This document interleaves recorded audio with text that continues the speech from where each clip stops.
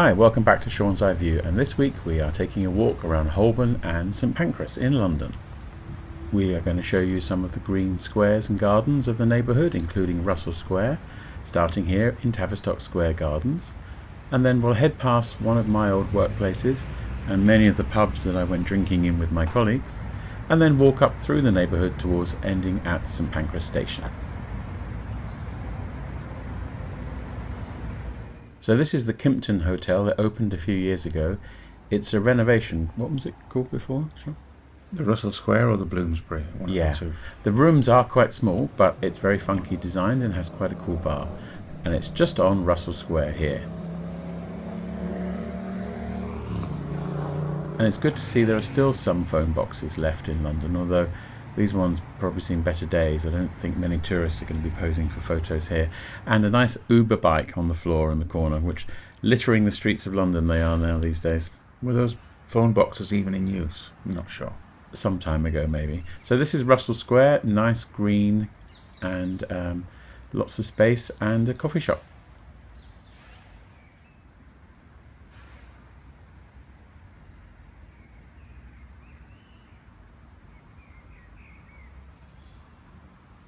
So walking down towards Holborn Station, I cut through into Queen's Square.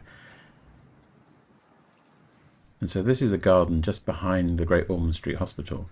But it's also a residential area and people live in the neighbourhood and it's good green space for them to get out and explore.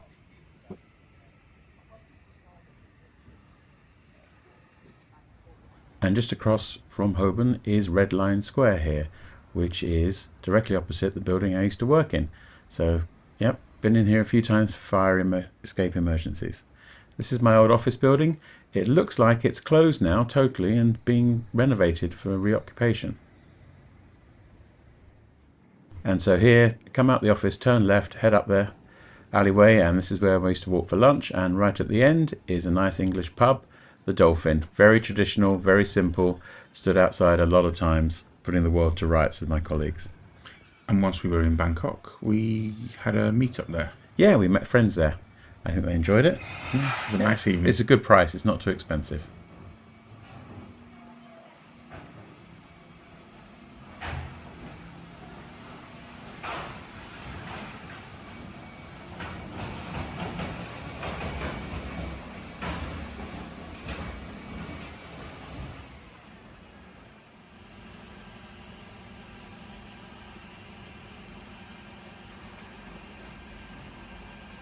And then not far away is the Old Nick, very popular for company drinks after work. And one time I missed the last train home to Sheffield. And here's Sawadika, a Thai restaurant that was very near my office where we've had a few meals, haven't we, Sean? I remember that one, it was good. And then further down Holborn is the border with the City of London, the actual technical city. And so this is a very old building around the courts, Inns of Court. And this is the Rosewood Hotel, very nice. It's got a good bar in there, Scarf's Bar. Really nice. Yeah, excellent gin bar. Good restaurant too. And then, of course, being a working area, there's lots of places for lunch. Oh, I do miss Waitrose and we miss Pret a Manger, of course. So we'll just cut through this alleyway, walking down to Lincoln's Inn Fields. Now, this is 8 o'clock on a Friday morning. It's normally very busy with people coming to work, but you can see there's virtually nobody around. And London is full of these little alleyways between neighbourhoods and main roads, and you see lots of these, especially where people work, you see lots of these Italian family-run cafes. And now I'm really worried that because there's no one going to work in the offices for On a Friday. people working from home, these places are going to suffer with not much business, which is a shame. So you go down a really tight alleyway here, and this is the Ship, another pub. And then things open up a little bit, and we head down towards Lincoln's Inn Fields. And this is Redemption Roasters, a coffee chain where the staff are all former prisoners on their redemptions. So down past Lincoln's Inn Fields to the LSE is the Old Curiosity Shop. This is one of the oldest buildings in London that survived the fire. It's from the late 15th century. And it's famous in my family because it used to be, well, it is an image that we had on a table mat. Which we still have. Yes. And it was made famous by Charles Dickens. Yes. And now we're in Lincoln's Inn Fields, which is surrounded by lots of legal offices, being the Inns of Court, because it's very near the High Court. It's a nice green space in the centre of the city, perfect for taking lunch and getting away from the office.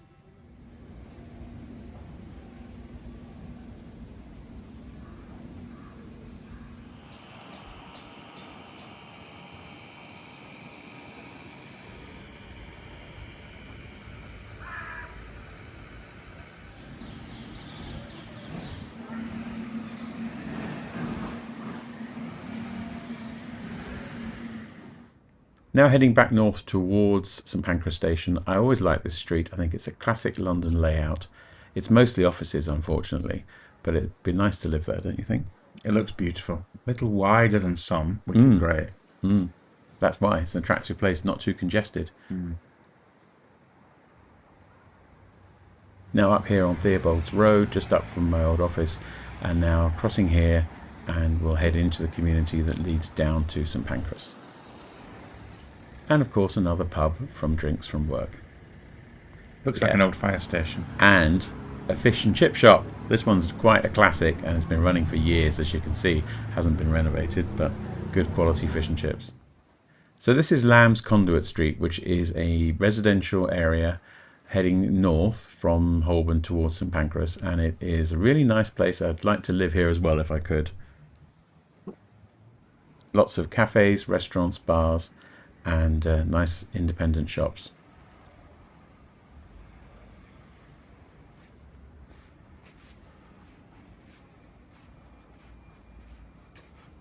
And yes, I've had work drinks in this wine bar as well. Of course, it's just across the road.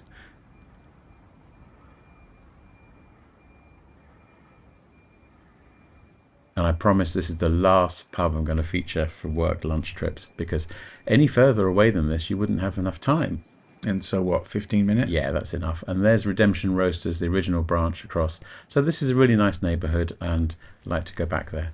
So now I'm heading into Brunswick Square Gardens, which is the last garden before the Euston Road as you head north. And it's famous because of the Brunswick Centre, which is right next door, coming up.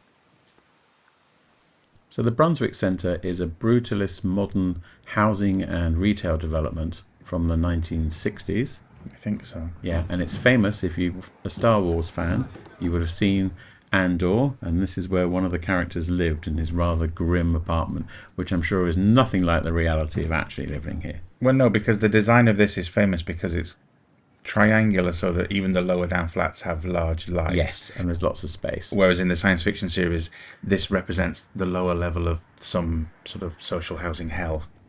And just behind the Brunswick Centre is Gaze the Word Bookstore. Open since 1979. Very important part of gay culture, gay history in London. Absolutely. It's a bookstore and gift shop, and we recommend if you're in town to stop by, as it's independently owned. And here's the British Library just next to the station. It's fantastic, with a great gift shop and really good exhibits. Next door to the library is St Pancras Hotel, which is the frontage of the St Pancras Station. Important to me because this is where I used to come in and out of London when I first moved there to get the train back home to Sheffield. Back then, the hotel was empty, completely abandoned. The station inside looked like a greasy goods yard. It was a horrible place, absolutely terrible. And the famous location for the Spice Girls video for Wannabe. Depending on your age, you remember it as the place for the Spice Girls, or where Harry Potter drove the flying car from. Yeah. It was designed by Sir Gilbert Scott, and same person behind the Houses of Parliament.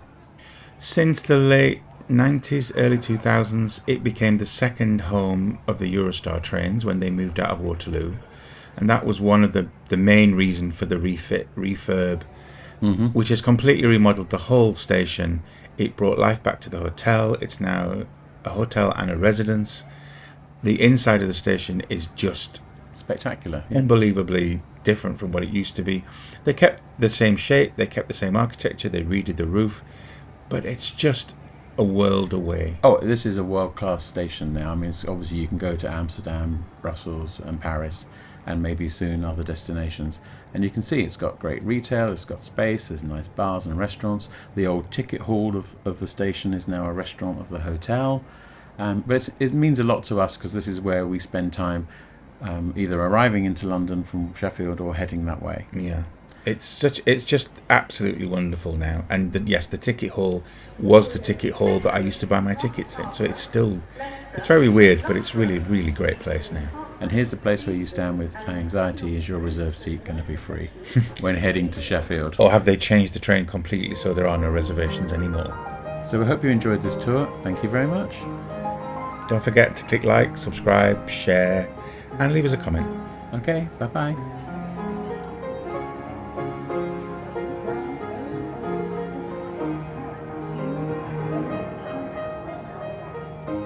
And here are some other videos from London that you might enjoy. Please do comment, share, like, and subscribe for a new video every week. Thank you. Bye-bye.